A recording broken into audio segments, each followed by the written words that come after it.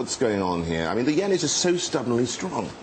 Absolutely. Well, I think a couple of factors are at play there. Clearly, with the overnight data showing a little bit of loss in global growth momentum, it has piqued investor fears that perhaps we are going to see a little bit more risk aversion, and certainly as long as the European debt concerns are bubbling away in the background as well, the risk aversion has seen yen strengthen right across the board. Is it seen as a haven for people to go into, despite the fact that there's little or no juice as far as the currency goes? Absolutely. It's a perceived safe haven, along with the Swiss as well, and clearly with US Treasury yields falling, the dollar-yen has been biased lower overnight.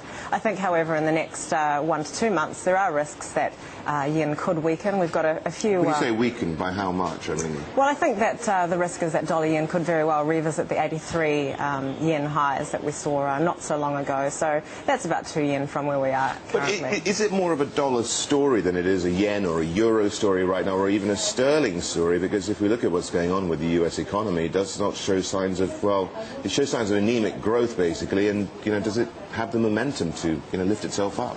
Well, clearly the US dollar weakness is one factor at play at the moment. Certainly with the Fed in no great hurry to be normalising policy anytime soon, the markets have certainly hit the US dollar harder. We have seen a fair amount of reserve manager recycling of US dollar flows as well, which has been weighing on the US dollar.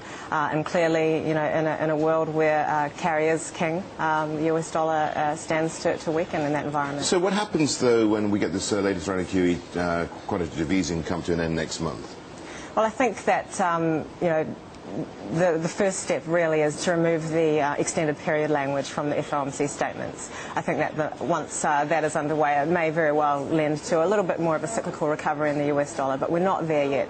RBC's formal view on the Federal Reserve's normalisation of policy is really going to be Q2 of 2012. It's a long way away from here. But then what are we talking about? I mean, how many basis points? We're talking steady as she goes, about 25 basis points to begin with. Nothing, basically, in essence. Well, nothing relative to the likes of the ECB, that it's likely to hike another 50 basis points this year. The RBA likely to hike 50 basis points by the middle of 2012, and similarly for the Bank of England as well, which is likely to continue its tightening, or start tightening from November onwards as well. So the Fed is certainly at risk of being left behind in the global tightening cycle. Let's talk a little bit about what we've seen with the debt crisis in Europe. We have the IMF meeting with, of course, officials from Greece. They're going to be doing some tests here and saying, well, if you don't do what we tell you to do, or you're not doing it, you're not getting any more money.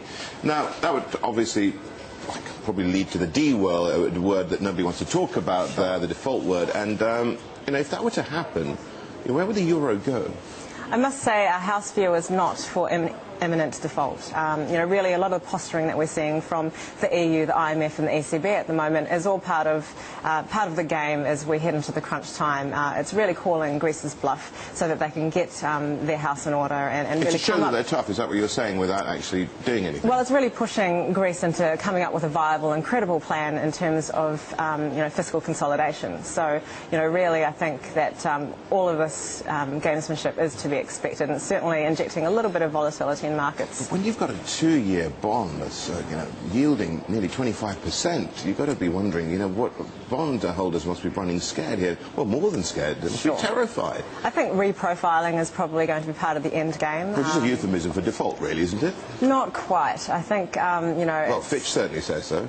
It's not quite. I must say, RBC's estimation is that Greece has about 14 billion euro worth of, a funding gap, effectively. And the sort of measures that Greece did announce earlier on this week do go a long way in terms of plugging that gap. So, we think that they've made a credible achievement in terms of getting there. It's a small step. But then, if we get this it's baby steps towards getting some sort of settlement, then we've got, of course, Portugal, we've got Ireland as well, and they're not out of the woods, are they? And this is the problem, is that the officials, while they do come up with 11th hour plans and they do manage to, see a bit of a relief rally in the euro, I think longer term, the very fact that they're constantly behind the curve and not really getting ahead of it is going to be one factor that ultimately sees euro structurally lower, lower relative to the G10 for the rest of the year. Yeah, let's also just, people say it's just kicking the can down the road. Do you agree with them on that? Absolutely. Euro's inability to really outperform significantly, and while we don't expect significant outperformance in the next year, is because the officials haven't really shown hard enough measures and a willingness to get ahead of the curve. Sue, very quickly, 20 seconds, where does the Aussie dollar go? We've got a two-speed economy in effect there.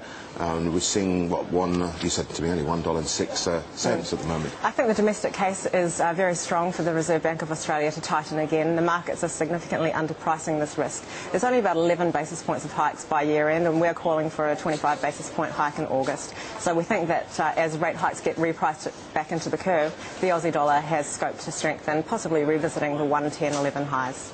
Sue, thank you so much for joining us.